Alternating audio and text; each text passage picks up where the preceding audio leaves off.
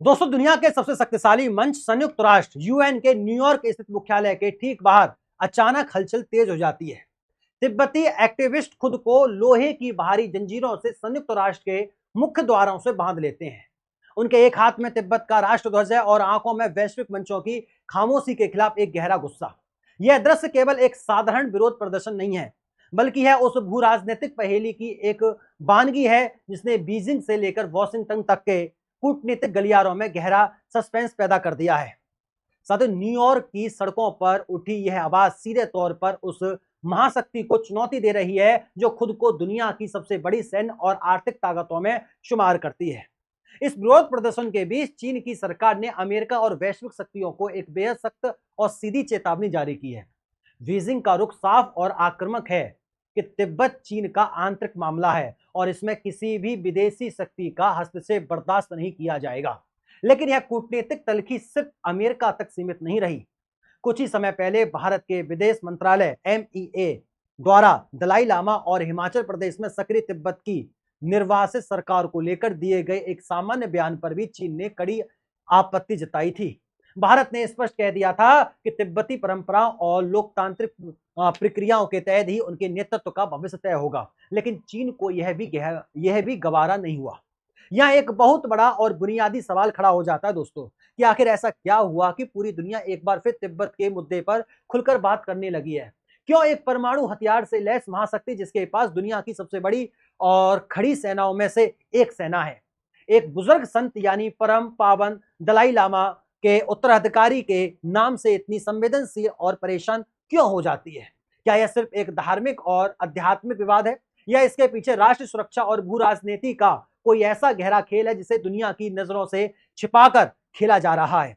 इतिहास गवाह है कि जब भी कोई विशाल साम्राज्य अपने ही नागरिकों के विचारों और एक सांस्कृतिक पहचान से इतना डरने लगे, तो समझ लेना चाहिए कि उसकी आंतरिक नींव में कोई बहुत बड़ा संशय छिपा हुआ है। इस पूरी कहानी की असल कुंजी उस रहस्यमयी राष्ट्रीय सुरक्षा दस्तावेज में है जिसे चीन ने हाल ही में जारी किया है। इस कूटनीतिक शतरंज और चीन की इस अति संवेदनशीलता को समझने के लिए हमें उस दस्तावेज की परतों में जाना होगा जिसने अंतरराष्ट्रीय विश्लेषकों को हैरान कर दिया है। साथ ही चीन के स्टेट काउंसिल इंफॉर्मेशन ऑफिस ने विशेष रूप से राष्ट्रीय सुरक्षा पर केंद्रित अपना एक नीति पत्र यानी नेशनल सिक्योरिटी व्हाइट पेपर जारी किया। इतिहास में यह पहली बार था जब चीन ने सुरक्षा को लेकर इतना व्यापक और संप्रति दस्तावेज दुनिया के सामने रखा। लेकिन जब centre of strategic and international studies CSIS जैसे वैश्विक थिंक टैंकों ने इसका गहराई से अध्ययन किया, तो इसमें एक बहुत बड़ा विरोधाभास और चीनी कम्युनिस्ट पार्टी का दोहरा खेल सामने आया। चीन ने इस दस्तावेज के दो अलग अलग संस्करण तैयार किए हैं। पहला संस्करण अंग्रेजी भाषा में अंतरराष्ट्रीय बिरादरी के लिए जारी किया गया है। इस अंतरराष्ट्रीय संस्करण में वैश्विक सुरक्षा पहल यानी कि GIS, पीपल सिक्योरिटी, शांतिपूर्ण सह अस्तित्व और वैश्विक सहयोग जैसे बेहद उदार, आधुनिक और लोकलुभावन शब्दों का प्रयोग किया गया है ताकि दुनिया को यह भरोसा दिलाया जा सके कि चीन का उदय शांतिपूर्ण है। लेकिन इसका दूसरा संस्करण जो मूल चीनी भाषा में वहां की पीपल्स लिबराइजेशन आर्मी PLA और कम्युनिस्ट पार्टी के अधिकारियों के लिए आंतरिक रूप से जारी हुआ, उसकी भाषा और इरादे बिल्कुल अलग हैं। चीनी संस्करण के बारीक विश्लेषण से पता चलता है कि वहां की पूरी रक्षा प्रणाली का प्राथमिक उद्देश्य देश की भौगोलिक सीमाओं की रक्षा करना बाद में है। सबसे पहले कम्युनिस्ट पार्टी के शासन की रूलिंग पोजीशन और उसकी सर्वोच्चता को सुरक्षित रखना है। इसे भू राजनीति और राजनीति विज्ञान की भाषा में पार्टी स्टेट पैराडॉक्स कहा जाता है। इसका सीधा अर्थ यह है कि चीन में राज्य, देश और सत्ता पार्टी दो अलग अलग इकाइयां नहीं है। वहां देश का अस्तित्व पार्टी के अस्तित्व से तय नहीं किया जाता, बल्कि खुद तय किया जाता है। यही कारण है कि इस दस्तावेज में राजनीतिक सुरक्षा यानी कि पॉलिटिकल सिक्योरिटी को सबसे बुनियादी, प्राथमिक और आवश्यकता सुरक्षा घोषित किया गया। चीन सिद्धांत के अनुसार यदि कम्युनिस्ट पार्टी की सत्ता पर कोई आंच आती है या उसके वैचारिक नियंत्रण को चुनौती मिलती है, तो उसे सीधे तौर पर पूरे देश की सुरक्षा पर खतरा मान लिया जाएगा। दुनिया के बाकी देशों की रक्षा सिद्धांतों में आमतौर पर बाहरी दुश्मनों से देश की संप्रभुता को बचाना पहली प्राथमिकता होती है, लेकिन बीजिंग के लिए अपनी ही व्यवस्था और अपनी ही जनता के विचारों से खुद को बचाना पहली प्राथमिकता है। राजनीतिक सुरक्षा की यह सनक और सत्ता पर पूर्ण नियंत्रण स्थापित करने की यह छटपटाहट आखिर किसके दिमाग की उपज है? इसे समझने के लिए हमें चीन के मौजूदा शीर्ष नेतृत्व यानी कि विशेष रूप से राष्ट्रपति शी जिनपिंग की कार्यशैली और उनके राजनीतिक सफर को देखना होगा। साथियों, साल 2012 में चीनी कम्युनिस्ट पार्टी की कमान संभालने के बाद से शी जिनपिंग ने चीन की आंतरिक राजनीति के पूरे ताने बाने को बदल कर रख दिया। डेंग सियाओपिंग के दौर से चीन में एक सामूहिक नेतृत्व का मॉडल चला आ रहा है, जिसके तहत पार्टी के फैसले केवल एक व्यक्ति नहीं बल्कि कई वरिष्ठ नेता और पॉलिट ब्यूरो के सदस्य मिलकर आम सहमति से लेते थे, ताकि माओ से तुंग के दौर जैसे तानाशाही दोबारा न लौटे। शी जिनपिंग ने सत्ता में आते ही इस सामूहिक नेतृत्व के मॉडल को धीरे धीरे पूरी तरह समाप्त कर दिया। इसके लिए उन्होंने दो सबसे बड़े और ऐतिहासिक राजनीतिक कदम उठाए। पहला था उनका व्यापक एंटी करप्शन यानी कि भ्रष्टाचार विरोध अभियान। हालांकि आधिकारिक तौर पर इसे देश से भ्रष्टाचार मिटाने का नाम दिया गया, लेकिन राजनीतिक विश्लेषकों और आलोचकों के अनुसार इस अभियान का वास्तविक इस्तेमाल पार्टी के भीतर अपने सभी संभावित राजनीतिक विरोधियों, प्रतिद्वंदी गुटों और सैन्य कमांडरों को रास्ते से हटाने के लिए किया गया। इस अभियान के तहत लाखों अधिकारियों को सलाखों के पीछे भेज दिया गया, जिससे पार्टी के भीतर शी जिनपिंग को चुनौती देने वाली हर आवाज शांत हो गई। दूसरा बड़ा कदम था चीनी संविधान में किया गया ऐतिहासिक संशोधन, जिसके तहत राष्ट्रपति पद के लिए अधिकतम 2 कार्यकाल की समय सीमा को हमेशा के लिए हटा दिया गया। इस संशोधन के बाद शी जिनपिंग अपने तीसरे कार्यकाल और उससे आगे के लिए भी जीवन भर के लिए चीन के सबसे शक्तिशाली नेता के रूप में स्थापित हो गए। लेकिन ऑस्ट्रेलियन स्ट्रेटेजिक पॉलिसी इंस्टीट्यूट के विशेषज्ञों का मानना है कि सत्ता का यह अत्यधिक केंद्रीकरण अपने साथ एक बहुत बड़ा आंतरिक संकट और संशय भी लेकर आता है। जब किसी देश में सारे फैसले एक ही केंद्र या एक ही व्यक्ति से होते हैं तो व्यवस्था में लचीलापन खत्म हो जाता है। ऐसी स्थिति में किसी भी प्रकार का छोटा सा भी आंतरिक असंतोष सीधे शीर्ष नेतृत्व के लिए एक अस्तित्वगत खतरा बन जाता है। यही वजह है कि इस नए सुरक्षा दस्तावेज में आंतरिक स्थिरता को बनाए रखने के लिए किसी भी हद तक जाने और हर असहमति को कुचलने की वकालत की गई है, और इसका सबसे पहला और क्रूर शिकार बनता है तिब्बत। सत्ता के इसी कड़े और क्रूर नियंत्रण का सीधा और सबसे गहरा असर आज के आधुनिक तिब्बत पर पड़ रहा है। नए राष्ट्रीय सुरक्षा दस्तावेज के चीनी ड्राफ्ट में स्पष्ट रूप से निर्देश दिया गया है कि तिब्बत और अन्य सीमावर्ती क्षेत्रों में पार्टी की रणनीतियों और वैचारिक शुद्धता को पूरी तरह और अटूट रूप से लागू किया जाएगा। अंतर्राष्ट्रीय मानवाधिकार संगठनों और संयुक्त राष्ट्र की मानवाधिकार समितियों की हालिया रिपोर्टों को देखें तो चीन ने तिब्बत के भीतर एक ऐसा नियंत्रण तंत्र स्थापित कर दिया है जिसकी कल्पना लोकतांत्रिक समाजों में असंभव है। इस रणनीति का सबसे भयावह हिस्सा है तिब्बत में चलाए जा रहे औपनिवेशिक बोर्डिंग स्कूल। संयुक्त राष्ट्र की रिपोर्ट के अनुसार लाखों तिब्बती बच्चों को बहुत छोटी उम्र में ही उनके परिवारों, माता पिताओं और पारंपरिक परिवेश से जबरन दूर करके सरकार द्वारा संचालित बोर्डिंग स्कूलों में भेजा जा रहा है। इन स्कूलों में शिक्षा का माध्यम केवल और केवल मंदारिन चीनी भाषा है। यहाँ बच्चों को तिब्बती संस्कृति, बौद्ध धर्म के सिद्धांतों और उनकी मूल भाषा से पूरी तरह काट दिया जाता है। उन्हें सुबह से शाम तक कम्युनिस्ट पार्टी के सिद्धांतों और शी जिनपिंग के विचारों का पाठ पढ़ाया जाता है बस। साथियों, मानवाधिकार विश्लेषकों के अनुसार यह तिब्बती बच्चों को उनकी पारंपरिक पहचान से दूर करने और उन्हें चीनी समाज में विलीन करने की एक सोची समझी रणनीति है, जिसे कूटनीतिक भाषा में सांस्कृतिक आत्मसातीकरण या सांस्कृतिक संहार कहा जाता है। इसके साथ ही ह्यूमन राइट्स वॉच और एम्नेस्टी इंटरनेशनल की रिपोर्ट बताती है कि तिब्बत को आधुनिक तकनीक के जरिए एक डिजिटल जेल में तब्दील कर दिया गया है।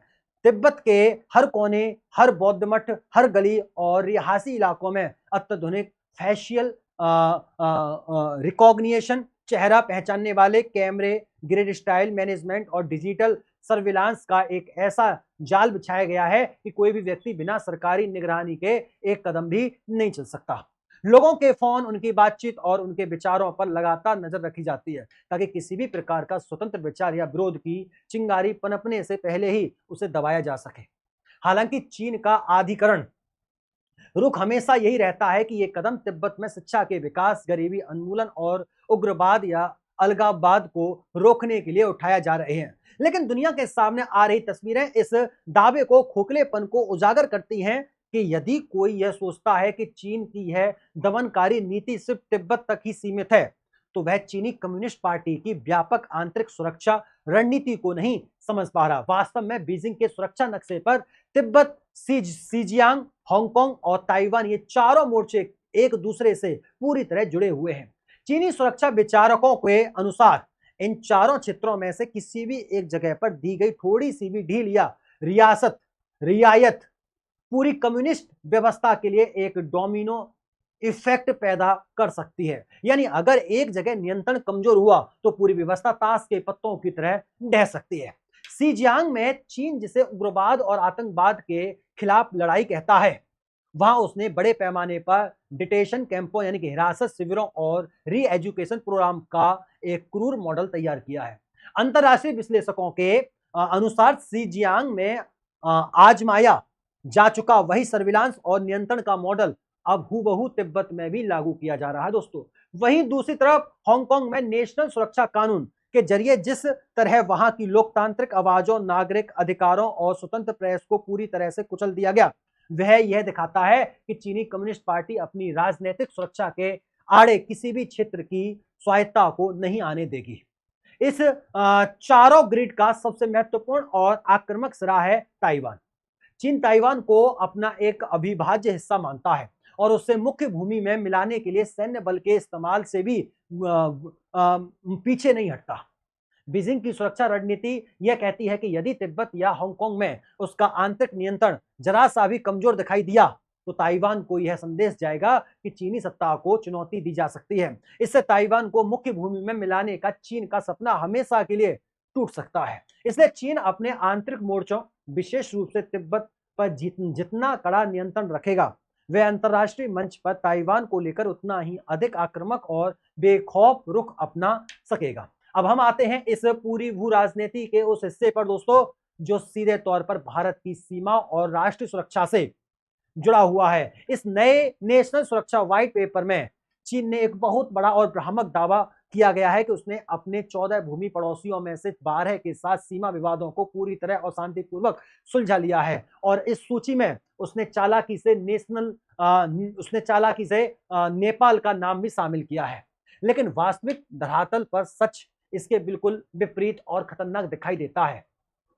भारत के विदेश मंत्रालय के आधिकारिक बयानों और रक्षा विशेषज्ञों के अनुसार साल 2020 के लद्दाख गतिरोध और गलवान घाटी की घटना के बाद से वास्तविक नियंत्रण रेखा LAC पर स्थिति अत्यंत संवेदनशील और तनावपूर्ण बनी हुई है। लद्दाख से लेकर अरुणाचल प्रदेश तक चीन ने अपनी कथनी के विपरीत LAC के बिल्कुल पास भारी सैन्य बुनियादी ढांचे का निर्माण किया है।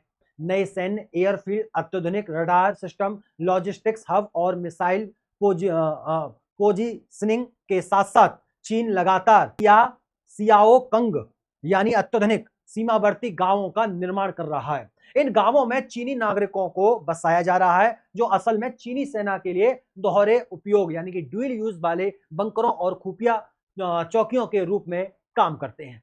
यह भारत की संप्रभुता और क्षेत्रीय अखंडता के लिए एक निरंतर बना रहने वाला खतरा है। इसके अलावा यदि हम नेपाल एंड भूटान के मोर्चों को देखें तो नेपाली मीडिया की रिपोर्ट और अंतरराष्ट्रीय सैटेलाइट इमेजरी से यह साफ हो चुका है कि चीन द्वारा उत्तरी सीमा पर साइलेंट इंफ्रास्ट्रक्चर, चुपचाप कब्जा और अवैध निर्माण की गतिविधियां लगातार जारी की जा रही हैं, जिन्हें इस व्हाइट पेपर में पूरी तरह छिपाया गया है। वहीं भूटान की सीमाओं के भीतर विशेष रूप से भारत के लिए रणनीतिक रूप से अत्यंत महत्वपूर्ण डोकलाम और ट्राई जंक्शन के पास चीन जबरन बस्तियां बसाने का प्रयास कर रहा है। यह सीधे तौर पर भारत के चिकन नेक सिलीगुड़ी कॉरिडोर के लिए एक बड़ा सुरक्षा अलार्म है, जो उत्तर पूर्वी राज्यों के शेष भारत से जोड़ता है। इतना ही नहीं दोस्तों, चीन हिंद महासागर और भारत के अन्य पड़ोसियों जैसे बांग्लादेश के मोंगला और अन्य बंदरगाहों पर अपनी कूटनीतिक और सैन्य पैठ बढ़ाकर भारत को चारों तरफ से घेरने की स्ट्रिंग ऑफ पल्स नीति पर आज भी आक्रामक तरीके से काम कर रहा है। यह सीमाई बुनियादी ढांचा केवल रक्षात्मक नहीं है दोस्तों, बल्कि यह भविष्य में भारत पर रणनीतिक दबाव बनाने की एक सोची समझी आक्रामक योजना है। इस लंबी पड़ताल, इतिहास के पन्ने, वर्तमान के डिजिटल सर्विलांस और सीमाओं पर चल रहे इस तनाव के बाद अब समय आ चुका है कि उस अंतिम और सबसे बड़े सवाल का कि आने वाले समय में इस पूरी भू राजनीति का भविष्य क्या होगा।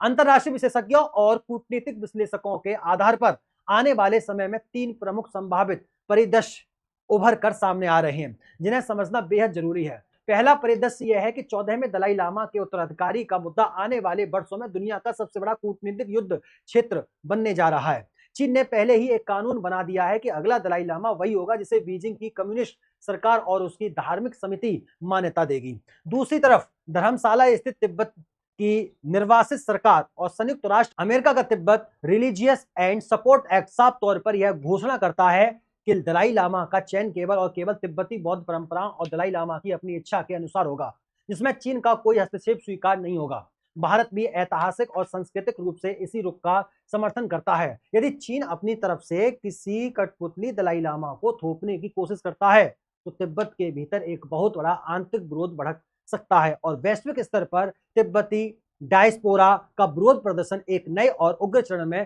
प्रवेश कर सकता है, जैसा कि हालिया अंतरराष्ट्रीय प्रदर्शनों में देखा गया है। दूसरा परिदृश्य यह संकेत देता है यदि दलाई लामा के मुद्दे पर या सांस्कृतिक दमन के कारण तिब्बत के भीतर आंतरिक असंतोष और विद्रोह बढ़ता है तो चीन अपनी राजनीतिक सुरक्षा को अक्षुण्ण बनाए रखने के लिए तिब्बत पठार पर पीएलए की तैनाती और मिलिट्री इंफ्रास्ट्रक्चर को कई गुना बढ़ा देगा। तिब्बत में बढ़ती सैन्य हलचल का सीधा असर भारत की सीमाओं पर पड़ेगा। इसका मतलब यह होगा कि वास्तविक नियंत्रण रेखा एलएसी कभी भी पहले जैसी शांत और सामान्य सीमा नहीं बन पाएगी। भारत को भी अपनी उत्तरी सीमा पर हमेशा के लिए एक हाई अलर्ट मिलिट्री तैयार करनी पड़ेगी, जिससे भारत का रक्षा बजट और संसाधन लंबे समय तक सीमा सुरक्षा में उलझे रहेंगे। तीसरा परिदृश्य यह है कि अमेरिका और चीन के बीच चल रहे इस वैश्विक महाशक्ति संतरंज में तिब्बत एक बहुत बड़ा वैचारिक और कूटनीतिक मोहरा बनकर उभरेगा। अमेरिका तिब्बत में मानवाधिकार के उल्लंघन, धार्मिक आजादी के दमन और सांस्कृतिक संहार के मुद्दे को लेकर चीन पर कड़े आर्थिक, तकनीक और कूटनीतिक प्रतिबंध लगा सकता है। इसके जवाब में चीन खुद को और अधिक आक्रामक बनाते हुए अपनी सीमाओं, सूचना तंत्र और तिब्बत के भूगोल को पूरी दुनिया के लिए पूरी तरह से बंद कर सकता है। यह शीत युद्ध जैसी स्थिति को और अधिक गंभीर बना देगा।